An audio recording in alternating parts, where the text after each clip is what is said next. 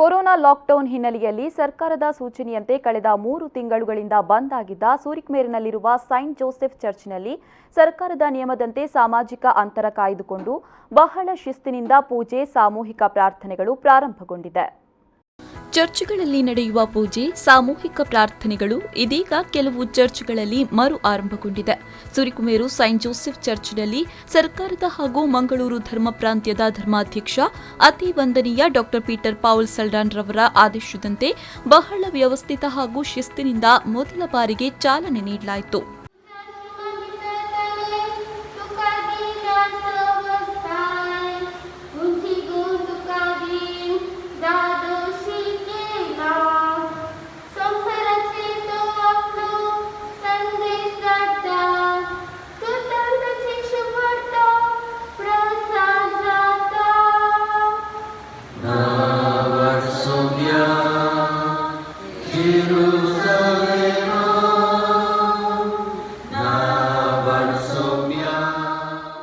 ಬೆಳಗ್ಗೆ 8 ಗಂಟೆ, 10 ಗಂಟೆ ಮತ್ತು ಸಂಜೆ 4 ಗಂಟೆಗೆ ವಿಂಗಡಿಸಿ ದಿವ್ಯ ಬಲಿಪೂಜೆಗಳು ಪುನರಾರಂಭಗೊಂಡಿತು.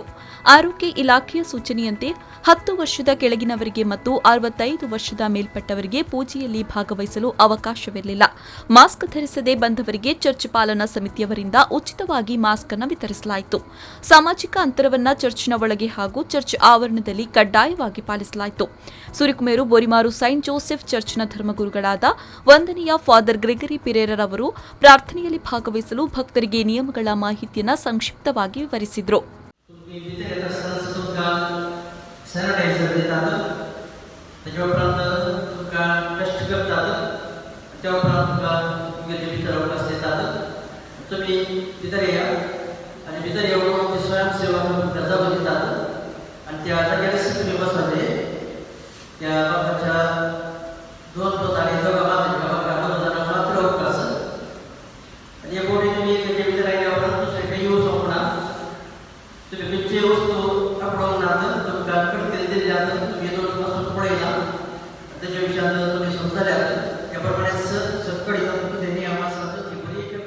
ಚರ್ಚ್ನ ಪ್ರವೇಶ ದ್ವಾರದಲ್ಲಿ ಸ್ಯಾನಿಟೈಸರ್ ಅನ್ನು ಅಳವಡಿಸಿದ್ದು, ಚರ್ಚ್ ಉಪಾಧ್ಯಕ್ಷ ಎಲಿಯಾಸ್ ಪಿರೇರಾ ಮತ್ತು ಕಾರ್ಯದರ್ಶಿ ಮೇರಿ ಡಿಸೋಸ್ ರವರು ಸ್ವತಃ ಭಕ್ತರನ್ನ ಸ್ಕ್ರೀನಿಂಗ್ ಯಂತ್ರದ ಮೂಲಕ ಪರೀಕ್ಷಿಸಿ ಚರ್ಚ್ ಪ್ರವೇಶಿಸಲು ಅನುಮತಿಯನ್ನ ನೀಡಿದರು.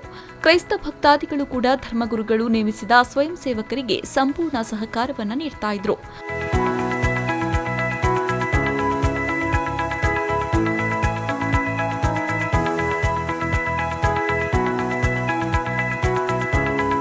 ಮಹಮ್ಮದ್ ಅಲಿ, ವಿ4 ನ್ಯೂಸ್ 24/7 ವಿಟ್ಲ.